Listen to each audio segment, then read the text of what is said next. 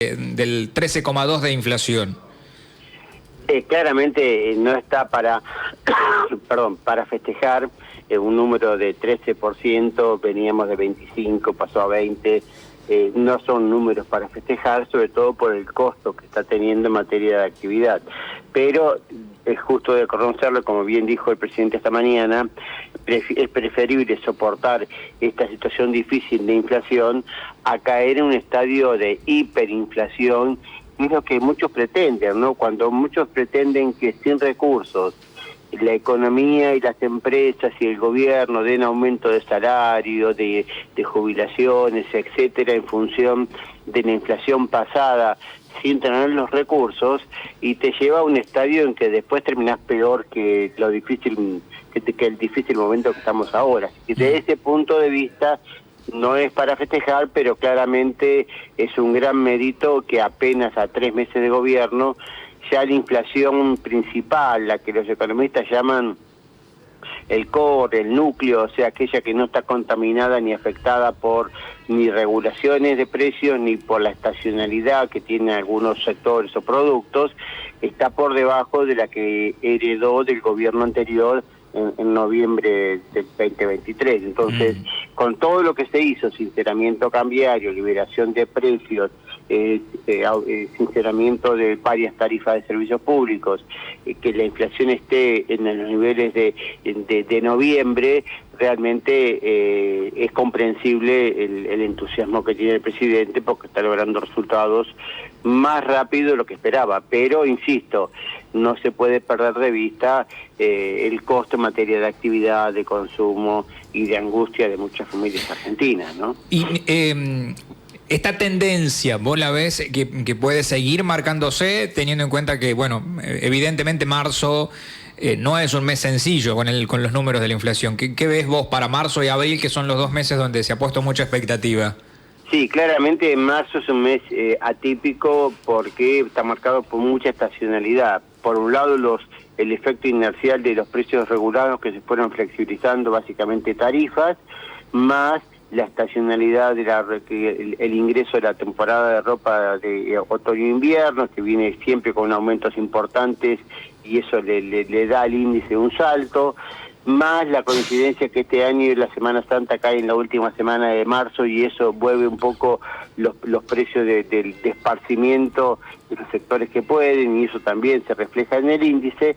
Pero hay dos armas muy poderosas que está usando el gobierno, que se usó, yo te diría que casi nunca en la Argentina, que es el ancla del déficit cero y el ancla de la emisión cero para financiar ese déficit. Y eso es lo que está llevando a que muchos economistas se estén equivocando entre 3 y 5 puntos en sus expectativas de inflación. ¿Te acordás que para diciembre esperaban arriba de 30, fue 25, para enero esperaban 25, fue 20, para febrero esperaban 18, 19 y terminó siendo 13, o sea que es probable que la inflación siga desacelerando y el gobierno pueda seguir, entre comillas, festejando, ¿no? ¿Vos creés que en marzo va a estar por debajo del 13 la inflación? No sé si va a estar, sé que es posible. Bien. Cuán probable depende de cómo se mueven todas esas variables que hemos mencionado, sí.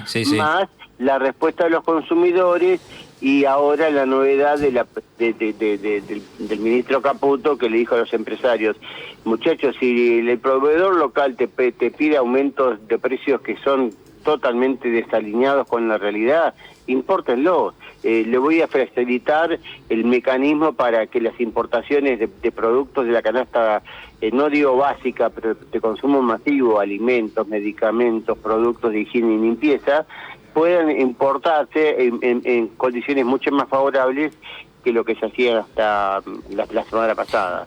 Eso te iba a preguntar, Daniel, ¿crees que esta medida tiene que ver más con una suerte de mensaje para los productores o realmente hay una idea de abrir la importación fuertemente en la Argentina? Es más lo primero que lo segundo. ¿Por qué? Porque todavía no hay dólares suficientes, por lo menos con este sistema que tenemos en Argentina, de que los dólares tienen que pasar por el Banco Central. sería deseable que pronto el gobierno pueda prescindir de ese recurso, que los exportadores no estén obligados a liquidarle al Banco Central y que los importadores no estén obligados a comprarle dólares al Banco Central. Vos sabés que las estimaciones del INDEC nos dicen que los argentinos tienen fuera del sistema bancario 250.000 millones de dólares. Estamos hablando de medio PBI. Por lo tanto, si el gobierno logra empezar a liberar el cepo, las restricciones cambiarias, y lograr que el mercado de cambio se mueva por una cuestión de libre oferta de oferta y demanda, es probable que algunos precios que están desalineados tiendan a acomodarse y facilitar el proceso de tanto de desinflación como de levantamiento de cepo y la tendencia a la unificación cambiaria o libre circulación de monedas, que es lo que aspira el presidente Milei, ¿no? ¿La ves cerca vos a esto de la liberación del cepo? Está más cerca que ayer, digamos. Sí, está más cerca que ayer, pero a ver, siempre he notado que Milei genera una expectativa más amplia para que cuando se dé la noticia sorprenda, ¿no? Él generaba una expectativa del 15 la inflación, salió en el 13, él habla de mitad de año para julio lo del cepo, con lo cual entiendo que si lo genera para ese lado la expectativa puede ser antes. ¿Lo ves de esa manera vos? Sí, es que son apreciaciones y presunciones que está teniendo el gobierno en base a la realidad. El gobierno dice, si yo en 2 meses, 3 meses, el Banco Central pudo acortar la brecha negativa de sus reservas en 9.000 millones de dólares, y ahora tenemos la ventaja de que viene la estacionalidad alta de la liquidación de divisas por parte de toda la economía pampeana, la liquidación de la cosecha gruesa, es factible que hacia junio ya las reservas del Banco Central propias de libre disponibilidad dejen de ser negativas y pasen a terreno positivo e incluso tener un excedente.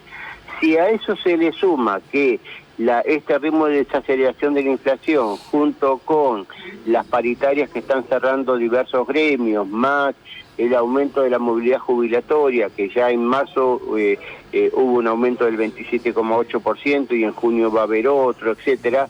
Todo eso hace que en el comparativo con el año pasado seguimos estando muy mal, pero en el mes a mes empezamos a estar un poquito mejor cada mes.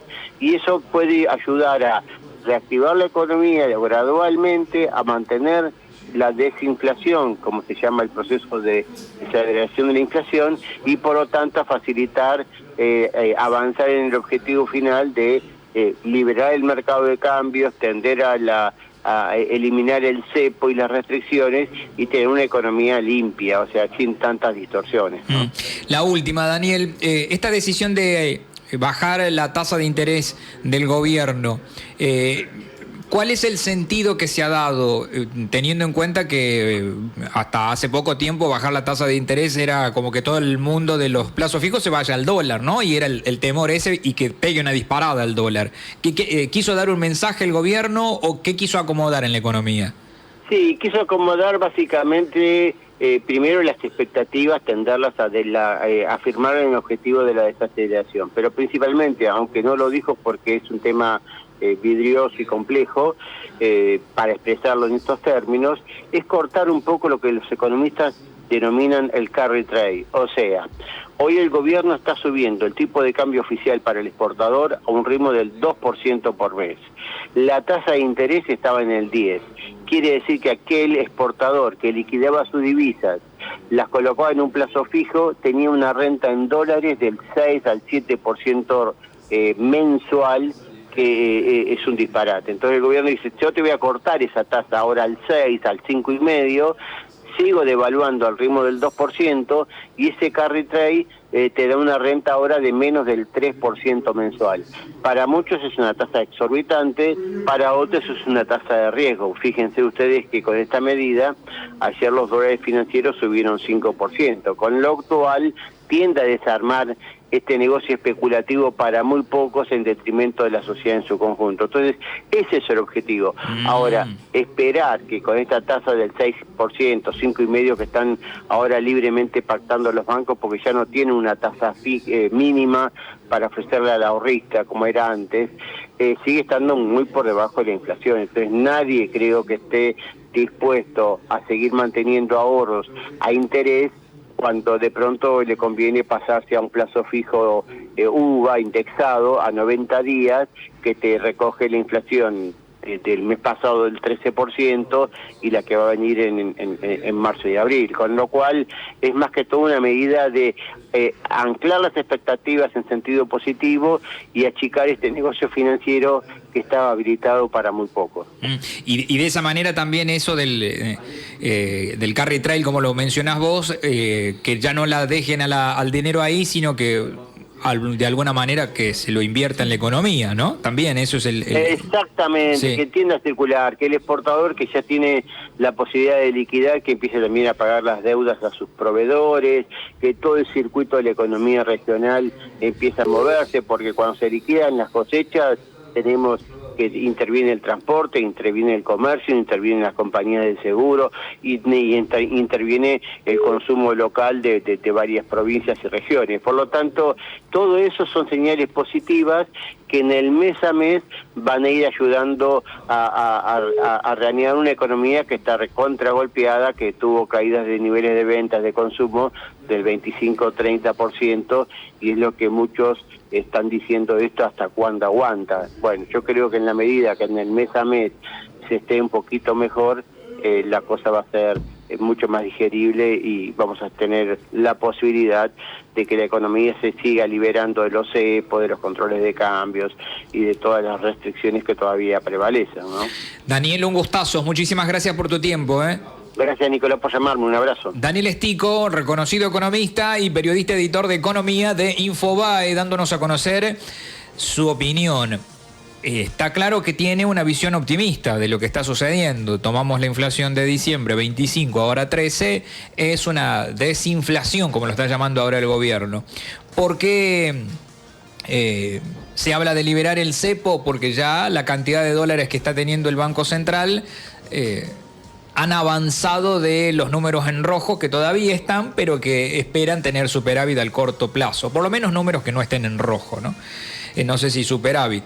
Y tercero, sobre la tasa de interés, el gobierno consideraba que había muchos importadores que cuando cobraban lo que les llegaba en dólares lo ponían en plazo fijo, en pesos, y como le generaba 10% de ganancia mensual era una enormidad de plata. Hoy eso, comparado con la inflación, ya no es negocio, entonces esa cantidad de dinero no va a estar metida en el banco, sino en la economía. Y que esté metida en la economía es un tipo que tiene mucha plata, que va y que pone un comercio, por ejemplo, que invierte y pone un comercio y contrata gente y todo lo demás. 9:44 en toda la República Argentina. Martín, dame una vueltita, voy a hacer un PNT y después hagamos una vueltita de mensajes de Facebook, ¿sí? Lomas, distribuidora de insumos y equipamientos para panaderos, pasteleros y gastronómicos.